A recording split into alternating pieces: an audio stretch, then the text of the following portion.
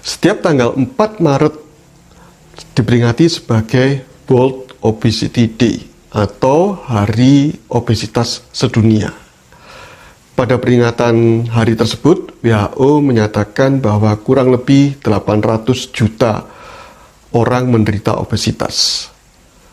Terjadi peningkatan 3 kali lipat sejak tahun 1975. Pada orang dewasa terjadi 3 kali lipat peningkatan penderita obesitas. Kemudian pada anak-anak lebih banyak lagi sampai 5 kali lipat. Ya, itu menjadi concern dari WHO, Badan Kesehatan Dunia. Dan di Indonesia sendiri angkanya juga cukup mencengangkan, yaitu 1 di antara 3 penduduk dewasa mengalami obesitas, dan obesitasnya itu adalah obesitas sentral, obesitas yang berbahaya yang bisa menimbulkan berbagai macam penyakit-penyakit kronis. Dan pada anak-anak, Menteri Kesehatan menyatakan adalah sampai 1/5 atau 1 di antara 5 anak-anak Indonesia mengalami obesitas. Bila obesitas ini diatasi atau dicegah, maka obesitas ini pada tahun 2030, khususnya pada anak-anak, WHO mengatakan atau memprediksi akan mencapai 60% dari jumlah anak-anak di dunia ini, atau sekitar 250 juta anak-anak akan mengalami obesitas. Dan itu adalah persoalan kesehatan yang sangat besar menurut saya, ya, dan menurut WHO tentunya, karena itu menjadi concern dari WHO.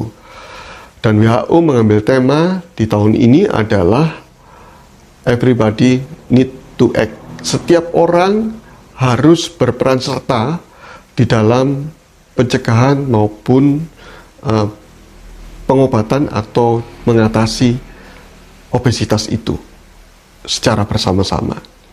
Di Indonesia sendiri mengambil tema untuk tahun ini adalah cegah dan obati obesitas. Nah, berarti ketika obati obesitas, berarti obesitas sendiri sebagai penyakit. Benar demikian, memang dianggap sebagai suatu disease sekarang ini untuk obesitas itu. Ya. Jadi obesitas itu bukan sebagai suatu lambang kemakmuran atau lambang kesuksesan, ya, atau peningkatan level strata kesejahteraan masyarakat, bukan, tetapi justru melambangkan problem kesehatan. Ya. Karena obesitas saat ini itu berbagai sektor, berbagai tempat mengalaminya. Untuk sektornya, baik sektor ekonomi yang kuat maupun ekonomi lemah, terjadi obesitas. Di negara manapun, semuanya mengalami obesitas. Bahkan obesitas dianggap sebagai global endemi. Saya juga kurang tahu apa bedanya dengan pandemi. Endemi yang global, padahal endemi yang terjadi di berbagai tempat, di berbagai negara, di banyak negara, contohnya aja COVID ini disebut sebagai pandemi. Tetapi WHO lebih menyebut obesitas ini sebagai global endemi. Ya, itu mungkin hanya terminologi saja, tapi faktanya obesitas terjadi di mana-mana. Di berbagai usia, usia anak-anak sampai usia lansia juga terjadi obesitas. Nah, ini menjadi persoalan, masalah utama bagi kita semua, terutama masalah kesehatan. Cara mengatasi obesitas adalah yang pertama, yang sangat penting dan diperlukan adalah pemahaman, mindset. Dari mind dulu, pikiran kita, pikiran Anda yang obesitas atau Anda yang tidak tahu bahwa Anda berpotensi obesitas, itu sangat penting sekali untuk dipahami.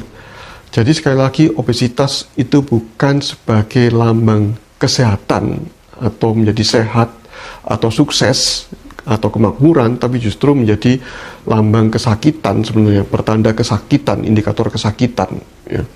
Mengapa demikian? Karena obesitas dapat menyebabkan berbagai macam penyakit di dalam tubuh kita. Ya. Saya belum berbicara masalah metabolisme di dalam dulu, ya. Yang pertama yang jelas dari fisik saja, yaitu ketika kita membawa beban berat, tubuh ini membawa beban berat itu, maka lutut atau sendi-sendi akan mengalami beban yang luar biasa. Dan itu kita bawa. Bagi Anda yang obesitas, saya juga pernah mengalaminya, saya mantan obesitas. lutut ini akan terasa sakit, tumit juga akan sakit, tulang belakang pun juga menjadi terbeban oleh berat badan itu. Dan itu menimbulkan problem kesehatan bagi sendi-sendi itu. Dan bila tidak diobati, maka contohnya saja sendi lutut harus diganti bahkan dengan sendi lutut buatan, alias harus operasi ya, karena berat badan. Jadi berat badan adalah masalah kesehatan. Kemudian masuk ke dalam tubuh kita ini adalah berat badan itu atau obesitas itu menimbulkan gangguan metabolisme. Terlebih lagi seperti kata Menteri Kesehatan, sepertiga penduduk dewasa mengalami obesitas sentral dan hampir bisa dipastikan bahwa terjadi gangguan metabolisme di dalam tubuhnya, yaitu terjadi sindroma metabolik.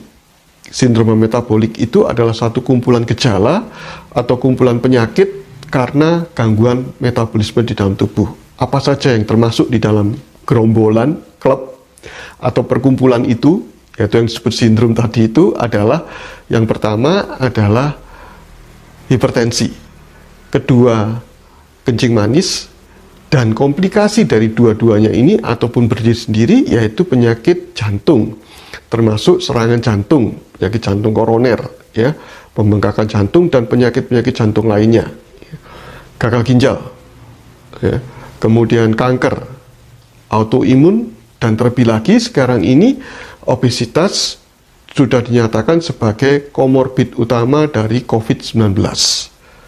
Pandemi belum berakhir. Even meskipun pandemi sudah dinyatakan diubah menjadi endemi pun juga mengancam Anda yang mengalami obesitas. Karena Anda masih membawa komorbid itu kan. Nah, karena itu perlu pemahaman ini. Jadi ketika Anda menyadari bahwa ini masalah, maka tentunya pastinya Anda akan mencari solusinya. Itu sangat penting sekali pemahaman ini. Ya. Kemudian sebelum mencari solusi, maka kita perlu memahami penyebabnya apa. Penyebabnya banyak orang yang mengatakan karena keturunan. Saya pribadi tidak setuju dengan itu.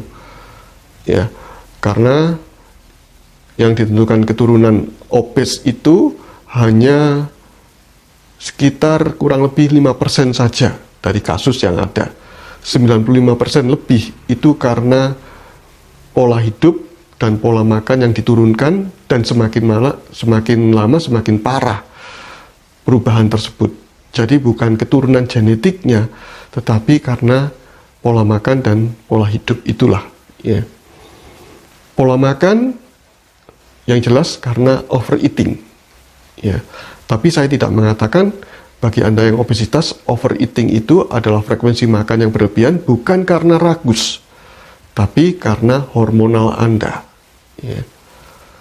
Kedua, mengapa terjadi overeating itu karena yang jenis yang dimakannya. Ya. Makronutrisinya apa? Ya. Makronutrisi ini ada 3 jenis. Yang pertama karbohidrat, protein, dan lemak. Itu adalah yang mempengaruhi Anda obesitas atau tidak. Ya. Karbohidrat itu contohnya adalah nasi, mie, jagung, kemudian kentang, dan tepung-tepung, ataupun berbagai macam gula. Itu adalah karbohidrat. Ya. Itu sumber energi. Kemudian yang kedua adalah lemak. Dan yang ketiga adalah protein. Protein ini disebut sebagai sparing kalori. Ketika tubuh ini sudah kekurangan karbohidrat dan lemak, maka protein akan dipakai untuk menjadi energi. Jadi ada 2 makronutrisi yang dominan menentukan energi Anda. Anda menggunakan apa? Karbohidrat atau lemakkah? Nah sekarang ketika Anda menggemuk ya menjadi menuju obesitas itu, mana yang paling banyak Anda makan? Apakah Anda banyak makan makanan pokok, ataukah lauk pauk dari hewani? Ya, apakah Anda banyak makan nasi dicampur dengan mie, ya, ditambah dengan kentang, dan ditambah dengan berbagai macam gorengan tepung-tepung yang dipakai sebagai lauk?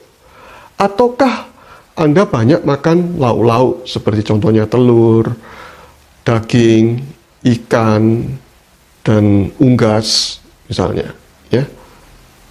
Apakah itu yang Anda makan? Nah, Anda coba cermati pola makan ini. Pada kesempatan yang lain, pada tayangan yang lain akan saya sampaikan mengapa terjadi overeating dan mengapa karbohidrat sangat mempengaruhi obesitas saat ini. Terima kasih sudah menyaksikan video dari saya. Bila informasi ini menarik bagi Anda dan bermanfaat bagi Anda, silakan bagikan kepada yang lainnya. Tetap ikuti channel ini karena saya akan berbagi banyak hal, informasi-informasi baik dari pengalaman saya sendiri karena saya mantan obesitas maupun dari dasar-dasar ilmiah kesehatan. Semoga bermanfaat bagi Anda. Terima kasih sudah menyaksikannya. Salam sehat dari saya, Dr. Oi.